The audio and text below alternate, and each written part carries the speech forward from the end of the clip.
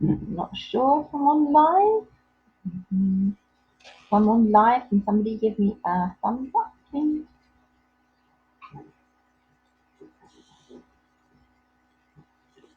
Aha.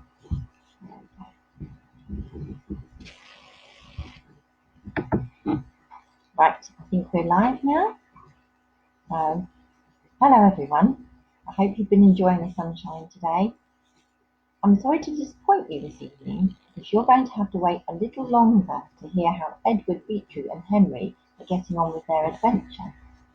Because today is World Earth Day, and I would like to share a magical story that was given to me especially to share with you from a very kind and wise friend called Edwin Helder. So if you're ready and sitting comfortably, I will begin. This story is called The Great Pause.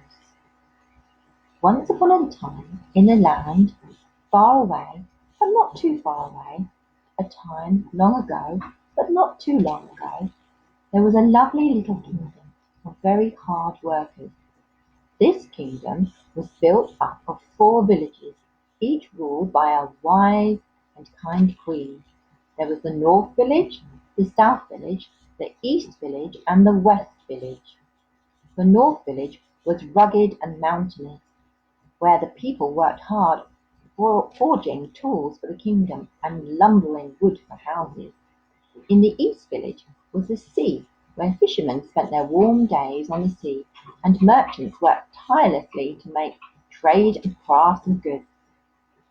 In the South Village, farmers tended their fields and the animals, working tirelessly to feed the kingdom. In the West, there was a towering city of skyscrapers, where folks worked very hard on their computers and had many meetings to run the businesses of the kingdom. While the adults worked each day, the children of the kingdom would all come together to play in the magic forest around the well in the centre of the kingdom. The children sang and danced, made houses for the wee folk, and played many a circle game around the old well. At the end of the day, of their tired day, it was the children's work to bring a bucket of water back to each of the houses in the kingdom. Everyone in the kingdom knew the water from the well was the best for washing, cooking, and nourishing themselves, for it had a magical quality that was said to have come from the wee folk in the magic forest. One day, when the adults were coming home from a long day's work, the children were saying farewell to their friends and filling their buckets to take home. Something very strange happened. One little child, who was tired from his play, decided to take a long drink from the water of his bucket. His friends noticed that after he drank the water, his body stood still, still as a statue. It was as if he had turned to stone. The children ran home quickly to tell their families. One child went to his home in the north and was greeted by his parents, who were just returning from their work in the mine. Their faces and hands were covered in soot, and as the child tried to explain what he saw at the well, his parents began to wash off the soot with the water from his bucket. As soon as they splashed their faces with the water, they too stood still as stone, with water dripping off their noses. In the East, a child came home to his parents, who were tailors. They had brought their sewing to the supper table, and said that they simply couldn't stop to eat. They would have to eat while they sewed in order to make their quota. The child prepared some porridge, using the water from the well, and as each one took a bite of their supper, without looking up from their work, they too were turned as still as stone. One child brought water home to a farm in the south. The farmers were so excited to have a fresh bucket of water for the crops. So as soon as they sprinkled the water over the cornfield, each stalk stood as still as stone, and not a breeze could bend nor stir them. The child who went home to the big city brought his bucket up to his apartment, where his family were working away on their computer screens. They didn't even notice the boy trip on the carpet and spill water on the floor, but the splash from the spill sent drips and drops flying about, which landed on the computers, phones, and furniture. Suddenly, they too were stilled. The people of the kingdom did not know what to do, so of course they asked their wise queens for help.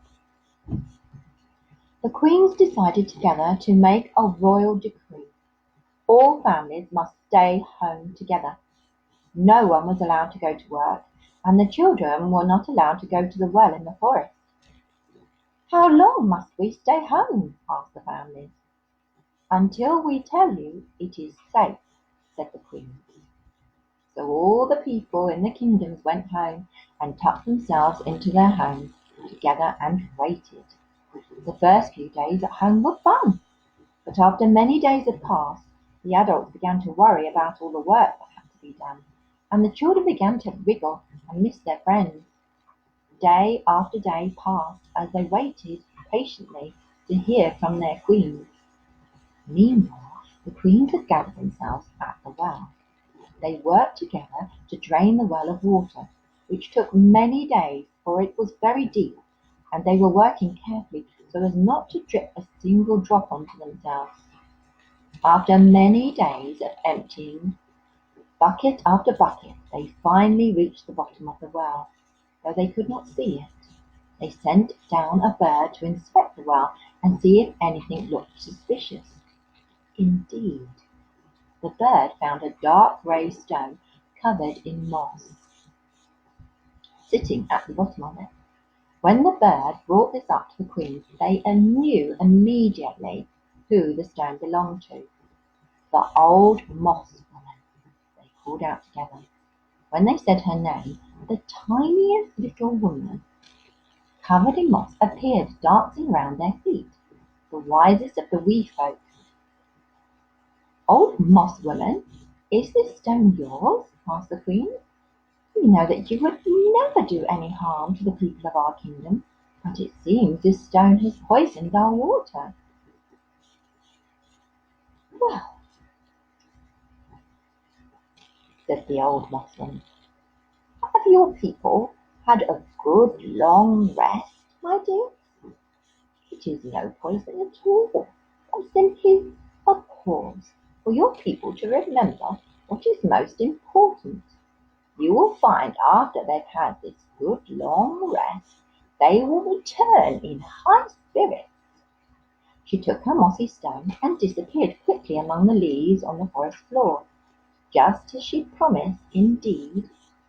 After a long time at home together, the people of the kingdom found a new joy in spending time with their families, especially those who were so tired from their work that they were as still as stones, for they needed that sleep so badly. When they awoke from their stillness, they were invigorated with energy. The queens invited everyone to gather in the magic forest around the well once more, and announced that everybody could now come back together again.